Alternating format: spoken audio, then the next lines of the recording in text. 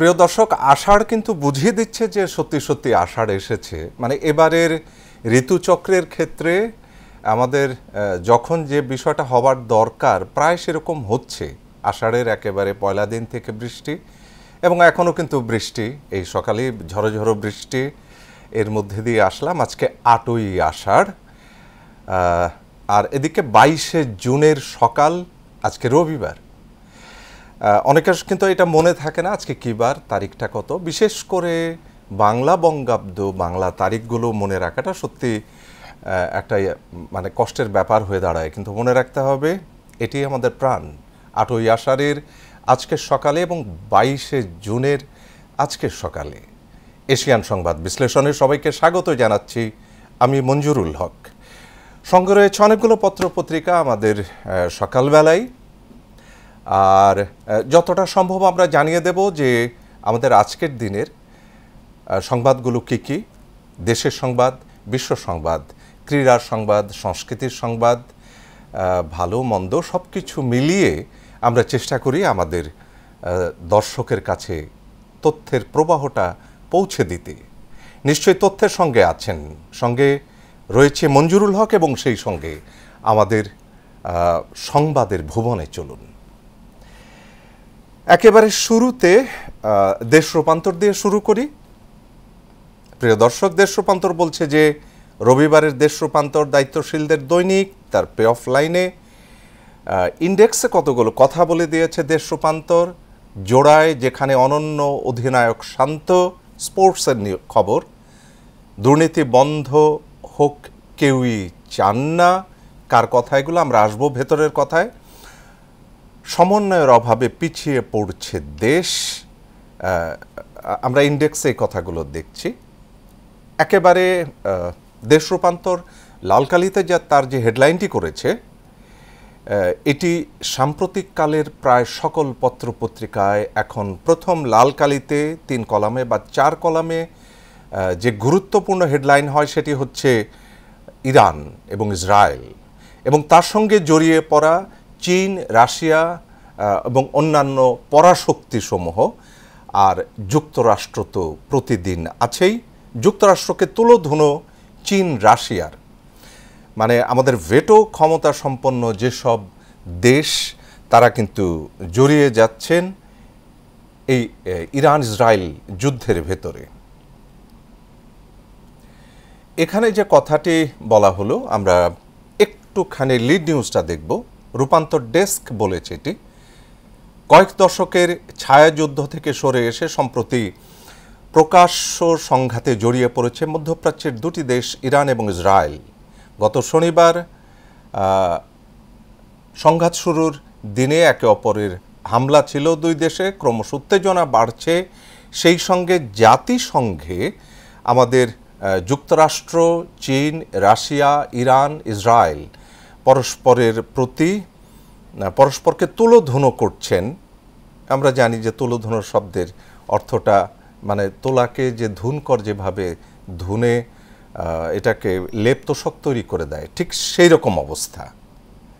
একটি ছবি আমরা দেখছি এই হেডলাইনের নিচেই, ইরান ইসলামিক রিপাবলিক, তার একটি ছবি রয়েছে। আমরা এই খবরটি সমস্ত সংবাদপত্রের প্রায় শুরুতেই পেয়ে যাব। আমরা আশা করছি যে এর সঙ্গে ডান পাশে ছোট্ট করে লেখা এক কলামে পাকিস্তান, বাংলাদেশ, চীন ত্রিপক্ষীয় সহযোগিতার আরও গভীর করবার অঙ্গীকার ব্যক্ত করেছে। দেশি বিদেশি সমন্বয়ে মাদক সিন্ডিকেট, মাদকের করাল থাবায় আমরা কিন্তু একেবারে মানে ধরাশায়ী। এটি শহর থেকে গ্রামাঞ্চল, কোনো জায়গায় মাদকের থাবা থেকে মুক্তি নেই। মানে যে সুন্দর গ্রাম আমাদের দেশের, যে সবুজ গ্রাম, যে নদীবিধৌত গ্রাম, তার পাশেও কিন্তু মাদকের থাবা।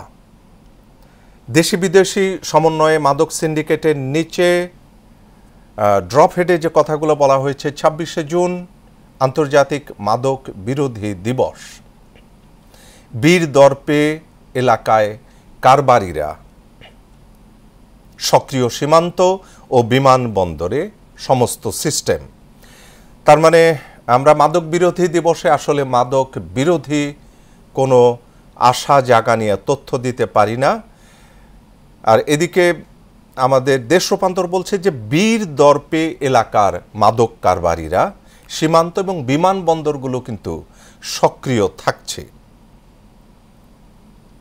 বড় পরিবর্তন ছাড়াই আজ বাজেট পাশ হচ্ছে। আজকে বাজেট পাশের খবরটি কিন্তু এখানে রয়েছে। যুদ্ধের বিরুদ্ধে যোদ্ধা স্যান্ডার্স, ইরান ইসরায়েল সংঘাত, 3 উত্তরসূরি ঠিক করলেন খামেনি। আমরা এটা গতকাল থেকে আজকে পর্যন্ত দেখছি, সমস্ত পত্রিকার একটি আলোচিত বিষয়। ওদিকে অনলাইন পত্রিকাগুলির, ইউটিউবের সব জায়গাতে, সামাজিক যোগাযোগ মাধ্যমে আমরা দেখলাম যে খামেনি তার 3 জন উত্তরসূরিকে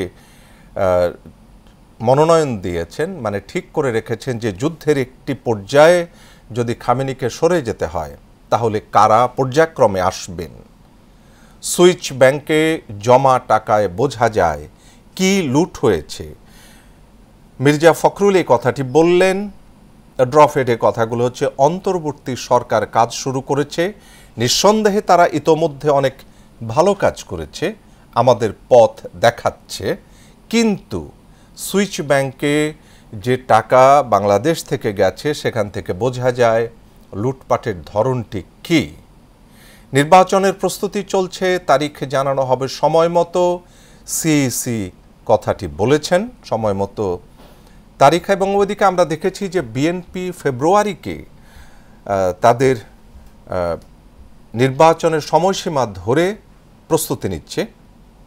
40 দিন পর খুলছে নগর ভবনের তালা, শেষ হচ্ছে ইশরাককে মেয়র পদে দায়িত্ব বুঝিয়ে দেওয়ার আন্দোলন। এদিকে সড়ক বন্ধ করে আন্দোলন করেছে ইউআইইউ, এই বিশ্ববিদ্যালয়টি, ইউনাইটেড ইন্টারন্যাশনাল ইউনিভার্সিটি। এটি 22 শিক্ষার্থীর বহিষ্কারাদেশের প্রত্যাহার করবার জন্য 5 দফার দাবিতে রাজধানীতে সড়ক বন্ধ করে আন্দোলন করেছে। সভাপতি সম্পাদক পদে পারবেন সর্বোচ্চ 2 বার। সেটি হলো এনসিপির খসড়া গঠনতন্ত্র যেটি পাশ, এই পাশ করবার মধ্যে আছে সভাপতি এবং সম্পাদক, এরা হতে পারবেন দলীয়ভাবে 2 বার। স্পোর্ট নিউজ, শান্তর জোড়া সেঞ্চুরির পরও গল টেস্ট ড্র। প্রিয় দর্শক, যারা খেলা প্রিয় দর্শক, তারা খুবই আশা জাগা নিয়ে একটি সংবাদের মধ্যে ছিলেন যে বাংলাদেশের অসম্ভব সুন্দর ওপেনিং, এই যে 1 জোড়া সেঞ্চুরি, তারপরেও দুর্ভাগ্য পিছু ছাড়ল না, আমাদের ড্র করতেই হলো। আমরা একটুখানি গেলাম যে আমাদের হাতে যে দেশ রূপান্তর ছিল সেটার, চলুন একটু সময়ের আলোর দিকে যদি আমরা তাকাই। সময়ের আলোর অনলাইনে আমরা একটু যাই, একই খবর অফলাইনেও রয়েছে। সেটি হলো যে দীর্ঘমেয়াদী যুদ্ধের শঙ্কা, প্রথম লাল কালিতে হেডলাইন, 3 কলামের হেডলাইন। আমরা বলেছিলাম যে ইরান এবং ইসরায়েল যুদ্ধের সঙ্গে যারা যারা জড়িয়ে যাচ্ছেন, বিশ্বের যারা সবচেয়ে বড় শক্তি তাদের কথা। যুক্তরাষ্ট্রের বাংকার বাস্টারেও ধ্বংস হবে না ইরানের প্রতিরোধ। এই খবরটির সঙ্গে আমরা দেখছি নিচে ধ্বংসপ্রাপ্ত ইরান এবং ইসরায়েলের কতগুলো ছবি। দুটো দেশই কিন্তু পরস্পরকে ধ্বংস করছে, ইরান আত্মরক্ষা করছে। আর বিষয়টি দীর্ঘমেয়াদী হয়ে যাবার সম্ভাবনা তৈরি হচ্ছে। ইরানের সামরিক ও কৌশলগত ধৈর্যই ইসরায়েলের জন্য বড় চ্যালেঞ্জ। তাদের ক্ষেপণাস্ত্র প্রযুক্তি এবং প্রক্সি যুদ্ধের দক্ষতা ইসরায়েলের অজেয় আভাকে ধূলিসাৎ করছে।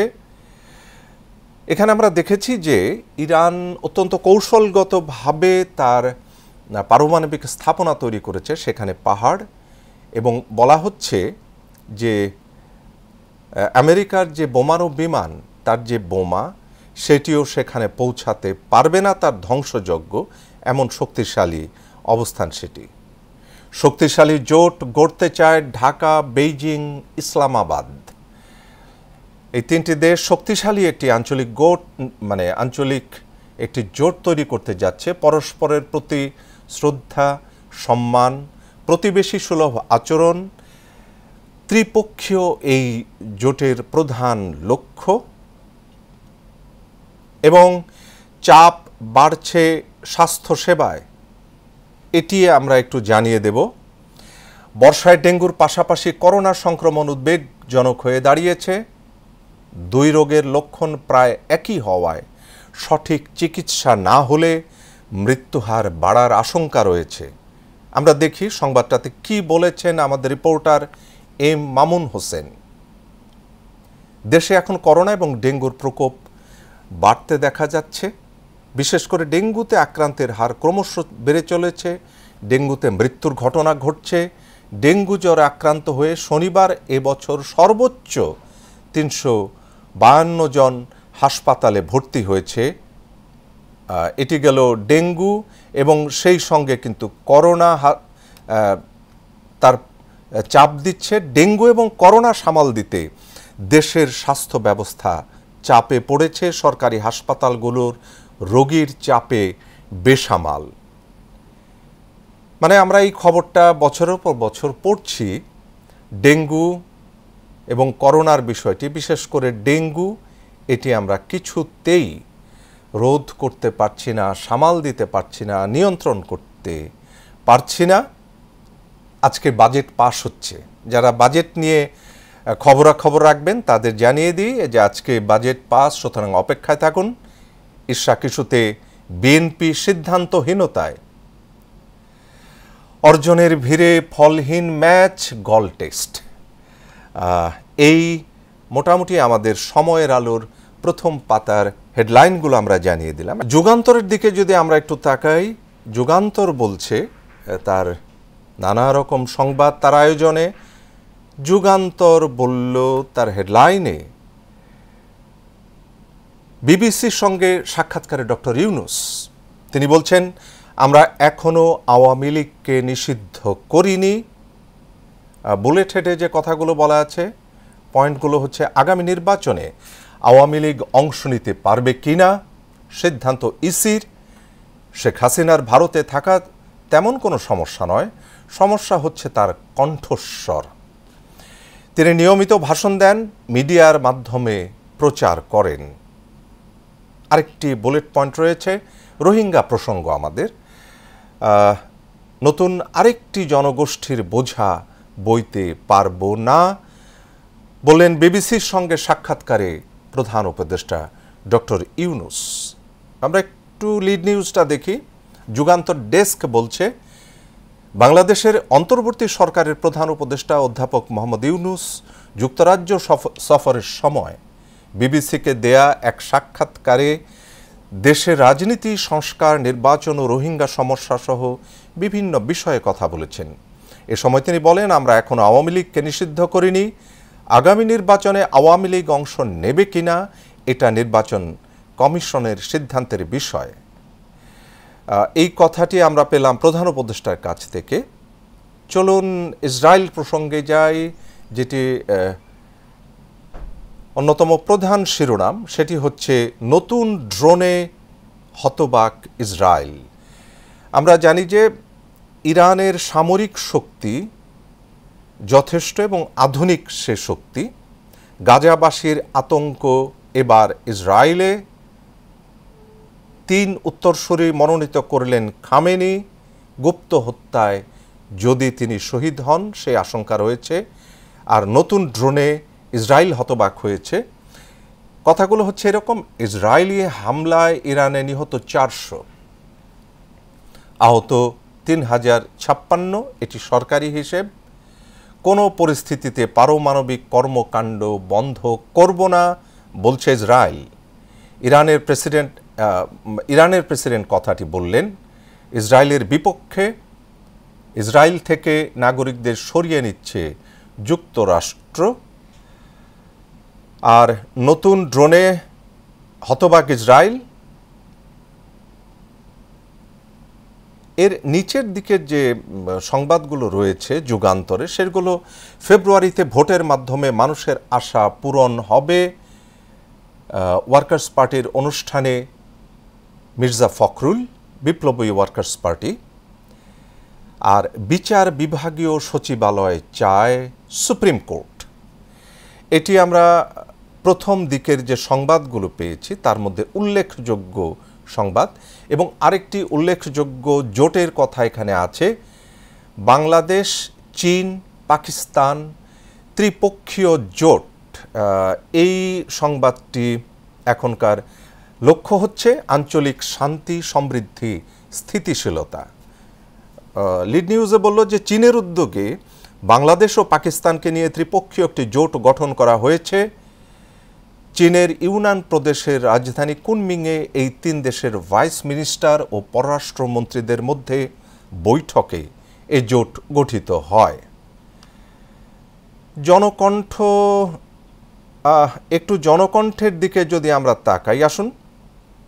ঢাকায় সম্পর্ক মধুর, তৃণমূলে তিক্ত, জোট প্রার্থীদের সহায়তায় চিঠি হাইকমান্ডের, মানছে না দলীয় নেতাকর্মী। এই খবরটি দিয়ে শুরু করেছে, বিদ্রোহী থাকবে বিএনপির নানা প্রার্থী, ইরানের ক্ষেপণাস্ত্র ও ড্রোন ঠেকাতে ব্যর্থ আয়রন ডোম, ড্র দিয়ে টেস্টের নতুন চক্র শুরু টাইগারদের, বাজেটে কালো টাকা সাদা করবার ঢালাও সুযোগ এবার থাকছে না। আজকে কিন্তু বাজেট অধিবেশন, বাজেট ঘোষণা হবে। যারা চান তারা এই ঘোষণার সঙ্গে থাকতে পারেন। এনবিআর কর্মকর্তাদের ফের কলম বিরতির ঘোষণা। কাল 9টা থেকে দুপুর 12টা পর্যন্ত অবস্থান কর্মসূচি। নয়া দিগন্তের দিকে একটু তাকাই আসুন। বলছে মার্কিন সম্পৃক্ততা নিয়ে হুঁশিয়ারি ইরানের। বলছেন নয়া দিগন্ত বলছে ইস্পাহানের সেন্ট্রিফিউজ উৎপাদন কেন্দ্রে হামলা, ইসরায়েলে আরও ক্ষেপণাস্ত্র ও ড্রোনের আঘাত, তেহরানের যুদ্ধ কৌশলে বিস্মিত তেল আবিব। আর ওদিকে একটুখানি আমরা জাতীয় দৈনিক, আমাদের এটা দিয়ে শেষের দিকে যেতে হবে। ইরানের প্রত্যাঘাতে বিস্মিত ইসরায়েল। তার ড্রফেডেল আলকালিতে বলা হলো ইরানি ক্ষেপণাস্ত্রের ছিন্ন ভিন্ন অংশ থেকে তেল আবিবে আগুন। একেবারে প্রায় শেষের দিকে আমরা অনুষ্ঠানের। বিবিসিকে প্রধান উপদেষ্টা বললেন আওয়ামী লীগ নির্বাচনে থাকবে কিনা সেটা নির্বাচন কমিশনের সিদ্ধান্তের উপর নির্ভর করছে। আমরা একেবারে শেষ কথা বলি, একেবারে লোয়ার ফোল্ডে যাই। ঢাকা মেডিকেল কলেজ অনির্দিষ্টকালের জন্য বন্ধ, আজ দুপুরের মধ্যে হোস্টেল ত্যাগের নির্দেশ। খবরটি আপনারা জানেন যে এক ধরনের অস্থিরতায় এটি বন্ধের ঘোষণা চলে যাচ্ছে। প্রিয় দর্শক, ইত্তেফাক দিয়ে আমাদের শেষ করতে হচ্ছে, চলুন আজকের মতো শেষ করি। শেষ করতে করতে বলি যে কথাটি আমাদের ভাবিয়ে দিয়েছে আমাদের জাতীয় জীবনে, সেটি হলো ডেঙ্গুর এমন একটি ছবি, সেই যে লাল পেট ভরা রক্তের একটি মশা, তার মধ্যে ফোঁটা ফোঁটা চিহ্ন, সেই মশাটির ছবি। এবং গতকালও সর্বোচ্চ মৃত্যু ঘটেছে, আর সেই সঙ্গে করোনার থাবা। আমরা মাস্ক কি ব্যবহার করছি? আবারও কিন্তু মাস্ক ব্যবহারের দিন চলে এসেছে, আবারও কিন্তু ডেঙ্গুকে প্রতিরোধ করবার দিন চলে এসেছে। আসুন বের হলেই, ঘর থেকে বের হলেই মাস্ক ব্যবহার করি। সচেতনতা ছাড়া আসলে প্রতিরোধের কোনো উপায় নেই। সচেতন হই এবং সেই সঙ্গে এশিয়ান সংবাদ বিশ্লেষণের আজকের পর্ব শেষ করছি। আগামীকাল থাকছি আপনাদের সঙ্গে। শুভ সকাল।